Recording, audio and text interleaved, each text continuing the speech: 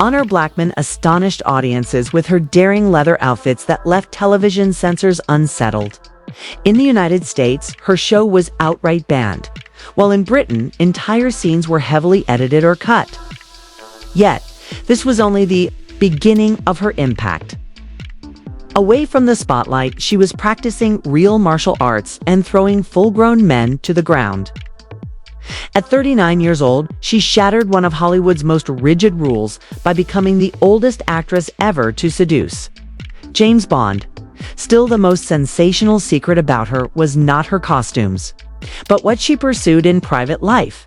She was born on the 22nd of August, 1925 at 200 Cumberland Road in Canning Town, Plaistow, one of the hardest-hit neighborhoods in East London during the years following the First World War. The district was marked by overcrowded tenements, widespread unemployment, and frequent outbreaks of influenza. Her father, Frederick Blackman, worked as a statistician in the civil service, earning just enough to provide food for his wife Edith and their 4 children.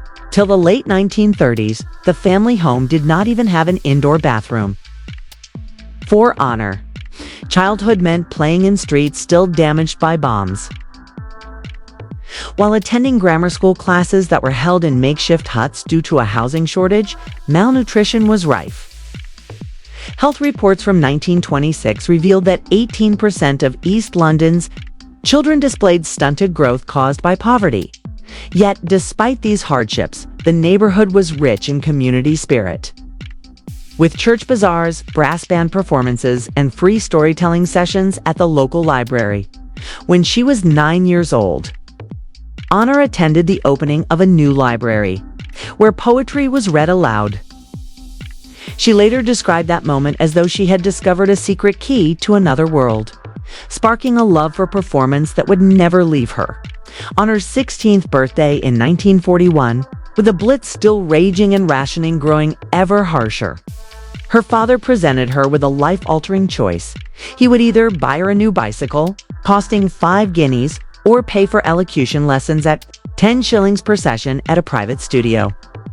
Although she privately admitted that she longed to race the neighborhood boys on a bicycle, she chose the lessons, a decision that would forever alter her destiny. Her tutor, Mrs. Marianne Cody, introduced her to Shakespeare, John Donne's sonnets, and Ibsen's plays.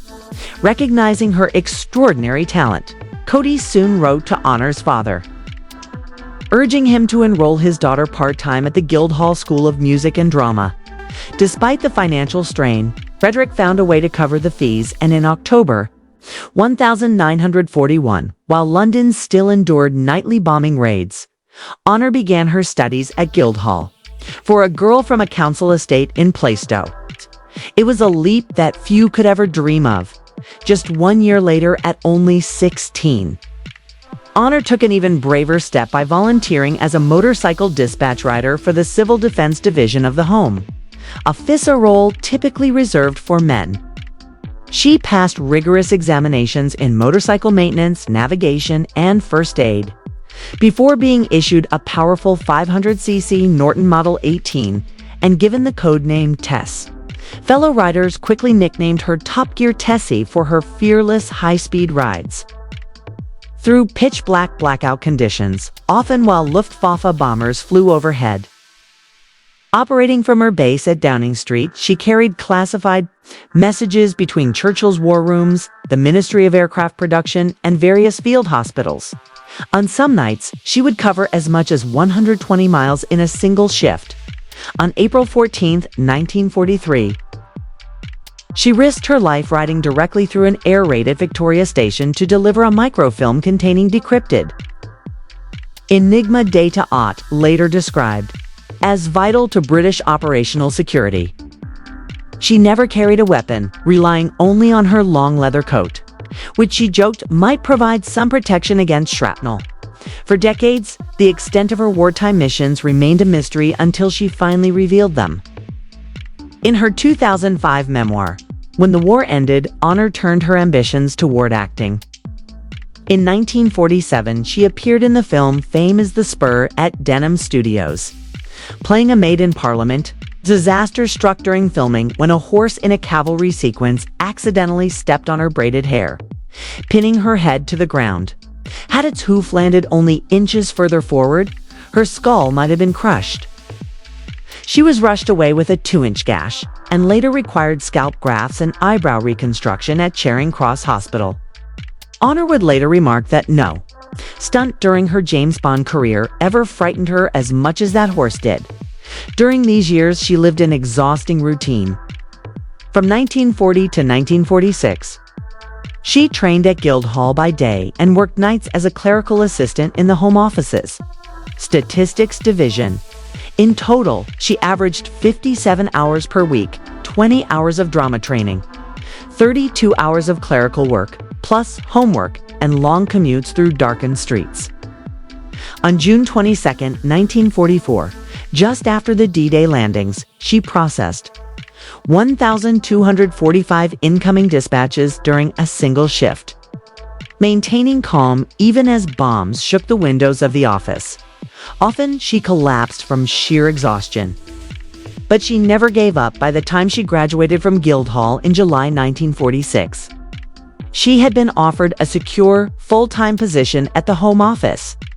Nevertheless, she turned it down to chase her dream on stage, starting as an understudy in The Guinea Pig on opening night. March 29, 1946. Disaster loomed when the lead actress fell suddenly ill. Honor was thrust onto the stage without preparation, yet she delivered her lines with such remarkable poise and authority that critics described her as magnetic. Within weeks, she was offered more significant roles, and her career began to flourish. By 1950, she had joined the Rank Organization's Company of Youth at Pinewood Studios, better known as the Charm School. The studio promised stardom, but in reality imposed grueling conditions. While established actors earned $100 a week, Honor was paid just $10. And nearly every aspect of her life was tightly controlled by executives. The relentless stress eventually caught up with her, and in 1954 she was hospitalized for 3 weeks due to severe anxiety. Despite these setbacks, she still turned in striking performances in films such as Quartet 1948 and So Long at the Fair 1950. In 1958, she finally broke free from Rank in order to reclaim her independence as an actress. Her true breakthrough came in the early 1960s when she was cast as Dr. Kathy Gale in The Avengers, determined to perform her own fight sequences. She repeatedly tore her trousers during rehearsals, once suffering an embarrassing rip that forced her to cover herself with a stage prop. To solve the problem, designer Michael Whitaker created a durable yet stylish leather catsuit. On black and white television, the dark green leather appeared black, giving rise to her iconic look later immortalized in the novelty song Kinky Boots. To prepare for her demanding action role, she trained at the Budokwai, Europe's oldest judo club, under Sensei Masutaro Otani, training 5 days a week. She learned techniques such as osotogari and kosotogake, and within 2 years had earned a brown belt, an extraordinary achievement for a woman at that time. Her authentic judo throws and locks raised the standard for television fight choreography and paved the way for future female action heroes such as Sigourney Weaver and Scarlett Johansson. By the time The Avengers transformed her into a household name, she had already demonstrated remarkable versatility in film. In Quartet 1948, she gave an emotionally resonant performance as Paula. In Diamond City 1949, she portrayed the resilient Mary Hart, while in So Long at the Fair 1950, she impressed as Rose O'Donovan. Her performance in A Night to Remember 1958 as Titanic passenger Mrs. Liz Lucas displayed dignity and grace in tragedy. These roles established her as far more than a glamorous star. She was recognized as a serious actress with strength and depth. The course of television history shifted in 1961 when she was suddenly cast in The Avengers. Original star Ian Hendry, who played Dr. David Keel, had quit after 25 episodes, leaving producers desperate. At the last moment, they offered Blackman the role of Gail, which had been written for a man. Without altering the scripts, she played the part exactly as written, delivering a presence of authority and strength that shocked audiences. This bold choice created television's first truly equal female action hero. The result was groundbreaking. The Avengers was no longer a male detective series. It had become something revolutionary, with Honor Blackman at its core. Her character challenged every convention of female representation on television. Censors ordered entire sequences cut, as one whipping scene reduced from 12 strikes to 2. American networks went further, banning some episodes completely for being too provocative. Yet, no matter how much controversy she sparked, viewers could not look away. Her Gail was rarely subdued, almost never knocked unconscious, and frequently fended off abductions while radiating intelligence and authority. Women wrote to her in admiration, seeing in her proof that a woman could be both glamorous and commanding. Meanwhile, men sent floods of fan letters, many filled with explicit fantasies, so much so that police occasionally had to intervene.